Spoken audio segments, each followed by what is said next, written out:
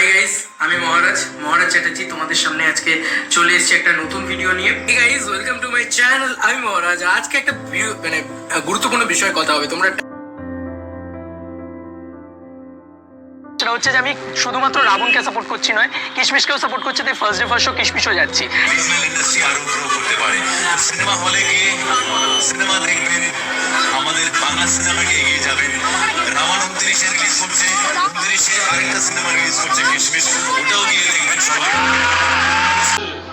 দেবের কাছ থেকে কিছু কথা আমরা দেখবো, দেবের নাচ।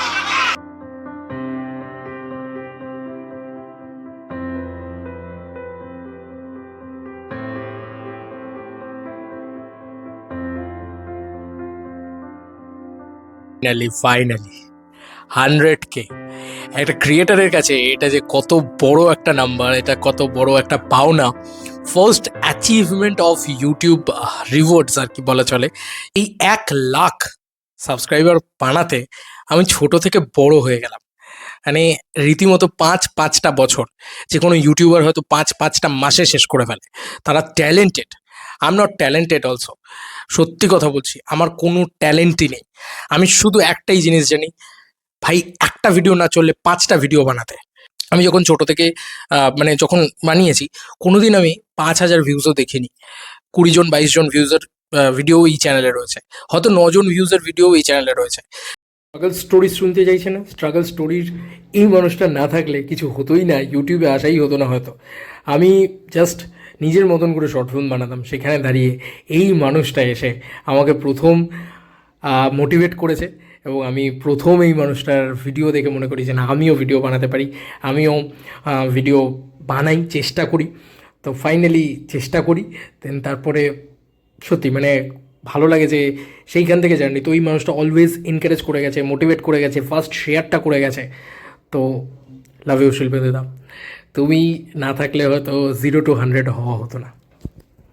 আমাকে অনেক কিছু দিয়েছে, বিশ্বাস করো। ইউটিউব আমাকে গাড়ি দিয়েছে, বাইক দিয়েছে, ইউটিউব আমাকে যে ফোনগুলোতে শ্যুট হচ্ছে সেটা দিয়েছে। এই ঘরে সব কিছু ইউটিউবের টাকায়, এসি হোক, লাইট, এভরিথিং এভরিথিং ইউটিউবের টাকায়।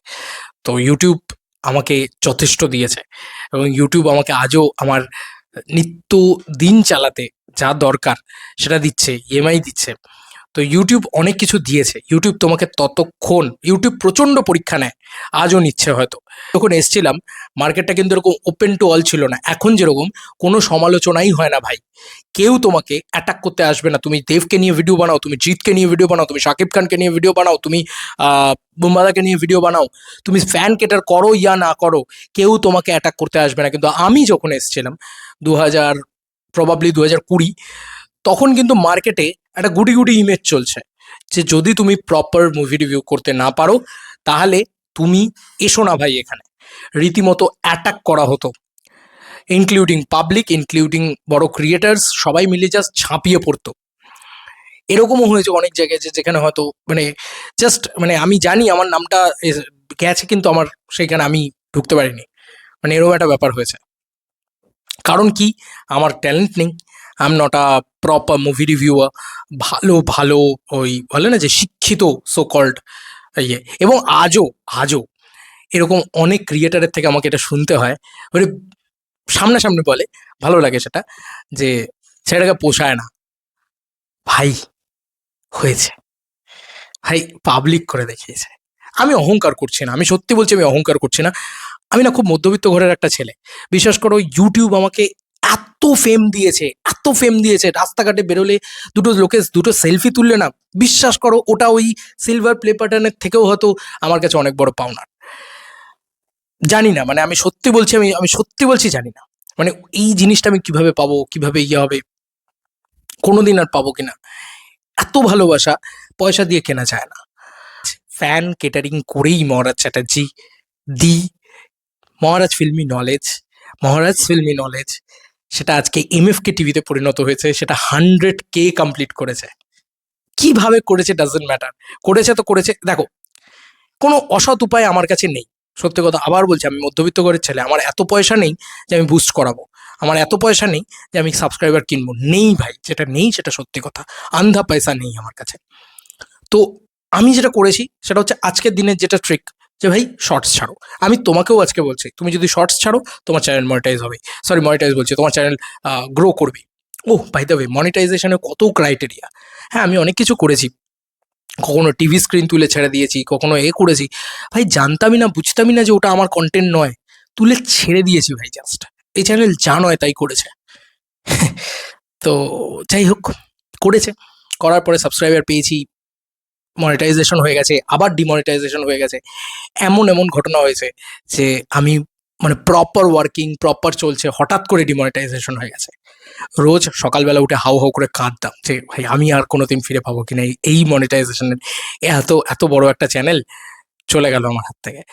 ছেড়ে দিইনি কখনো, অনেক মানুষ পাশে ছিল, প্রচুর মানুষ আজকেও কনগ্রাচুলেশন জানিয়েছে, প্রচুর ক্রিয়েটার কনগ্রাচুলেশন জানিয়েছে। তাদের ভিতরে না খুব হাতে গোনা মানুষ ছিল যারা পাশে ছিল, যারা বলেছিল বস এই চ্যানেলটাতে তুই খেটে যা, করে যা।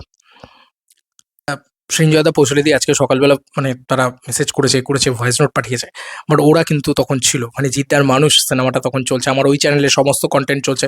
বাঘা যতীনের সময় ঘটনাটা ঘটেছিল, মাইক কেনার পয়সা ছিল না, একটা মোবাইল তো দূরে থাক, মোবাইল চার্জ বন্ধ হয়ে যেত, মানে এইরকম জায়গা থেকে আমি 9,000 টাকার মোবাইল দিয়ে কাজ করা শুরু করেছি। এবং সেটাও মানে জাস্ট মানে অন্যভাবে কেনা আর কি, মানে সেটা অন্যভাবে কেনা মানে কি, ইউটিউবের টাকা ফাঁকা তখন কোথায়, বাট লড়ে গেছি। আর খুব গর্বের সঙ্গে বলতে পারি ইউটিউব আমাকে 70,000 টাকার মোবাইলও ব্যবহার করতে দিয়েছে, ইউটিউব আমাকে তারপরে 30,000 টাকার মোবাইলও ব্যবহার করতে দিয়েছে, দুটো মোবাইল। এইটা আমাকে 2.5 লাখ টাকার বাইক ব্যবহার করতে দিয়েছে, আমাকে গাড়ি ব্যবহার করতে দিয়েছে, গাড়ির দাম না হয় নাই বললাম। কিন্তু এটা আমি শো অফ করার জন্য বলছি না, কিন্তু যে আমি আজকে আমি এই জিনিস, আমি শুধু এটা তোমাদেরকে মোটিভেট করছি যে বস হতে পারে। 10,000 video, not matter of joke, 10,000 video বানিয়েছি এই 5টা বছরে। কত ক্রিয়েটার আছে হয়তো 50টা ভিডিও বানিয়ে 1 লাখ সাবস্ক্রাইবার বানিয়ে ফেলে, হয়তো 25টা ভিডিও বানিয়ে 1 লাখ সাবস্ক্রাইবার বানিয়ে ফেলে। They are talented, I am not talented. বারবার বলছি, আমার যখন মনে হচ্ছে যে ভাই একটা ভিডিও 500 জন ভিউজ গেছে, চাপা তার উপরে আরো 2টো ভিডিও, এইটা আমার সব সময় মনে হয়েছে, এটাই করে গেছি, এটাই বুঝি, এটাই করে যাব। তুমি বলতে পারো মজদুর, ওকে চল মজদুর, বাট আমি তো জানি আমি ট্যালেন্টেড নয়, বাট আমি খাটতে পারি, আমি চেষ্টা করতে পারি, লড়াই করতে পারি। অনেক জায়গা থেকে অনেক অপমানিত হয়েছি, অনেক থাক না হয় নাই বললাম, বাট করে যাবো। দেন তারপরে আস্তে আস্তে দেবদার ইন্টারভিউ দেবো। আমি দেবদার কাছে মানে গ্রেটফুল থাকবো যে 2 মিনিট হলেও আমার সাথে বসে কথা বলেছিল, ওই মানে সবার ভিতরে আমাকে দিয়েছিল। ওই প্রথম আমার চ্যানেলে 7,000 সাবস্ক্রাইবার হয়েছিল। তো বস ওনার কাছে তো আমি ধন্য থাকবো, জিদ্দার কাছে আমি ধন্য থাকবো, কারণ ওই মানুষটা ইন্টারভিউ দিয়েছে বলে 40,000 ভিউজ প্রথম দেখলো চ্যানেল, 30,000 40,000 এরকম কোনো ভিউজ প্রথম দেখলো চ্যানেল, প্রচুর চ্যানেল রেকগনাইজেশন পেলো। ঠিক আছে, এই সুপারস্টাররা না সবসময় করে গেছে এটা। তারপরে মানে বুম্বাদাও আমার চ্যানেলে সাবস্ক্রাইব মানে ইন্টারভিউ দিলেন, মিঠুন দা দিলেন। সত্যি বলছি অভাব পাইনি কখনো সুপারস্টারদের, সবাই খুব সাপোর্ট করেছে। স্পেশালি অরিত্রদার কথাও বললাম যে ওর সাপোর্টটাও ছিল। ওর সাপোর্টটা কীরকম ভাবে, মিঠুনদার জন্য বলছি, কারণ মিঠুনদা কোনোদিন আমার চ্যানেলে আসবে এটা আমি কোনোদিন ভাবতে পারিনি। তো এটাও হয়েছে ওভার দি ইয়ার্স। যাই হোক, সেগুলো না হয় অনেক পরে, বাট ওই যে দেবদা জিদ্দা এই মানুষগুলোর ভূমিকা বিভৎসভাবে। এবং আমি একটা অদ্ভুত মার্কেট তারপরে দেখতে পেলাম, সেটা হচ্ছে মেগাস্টার শাকিব খানের মার্কেট।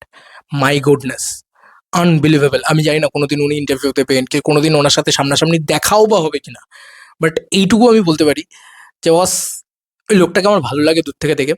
এবং কিছু ফ্যান বেস আছে, তুমি একটা টিজার রিয়াকশন করবে 200টা সাবস্ক্রাইবার বাড়বে, এইটা হচ্ছে ফ্যান বেস, এটা হচ্ছে পাওয়ার অফ সাকিবিয়ান যেটাকে বলে, সেটাও পেয়েছি।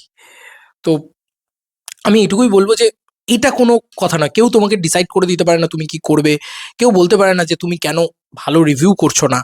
I am not a reviewer.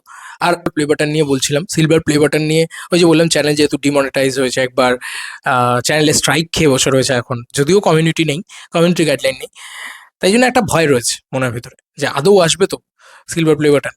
আমি জানি না, কারণ এটা একটা ড্রিম। সবাইকে ছোটবেলা থেকে বলতে শুনেছি যে দেখতাম সকালে। আমি আমি এক্স্যাক্টলি সেম জিনিসটা হয়েছে কালকে রাত্রেবেলা। আমি জাস্ট মানে ওই লাইভ সাবস্ক্রিপশন ইয়েটাকে খুলে জাস্ট বসেছিলাম হাঁ করে, যে কখন হবে, কখন হবে, কখন হবে। ফাইনালি আজকে সকালবেলা হয়েছে।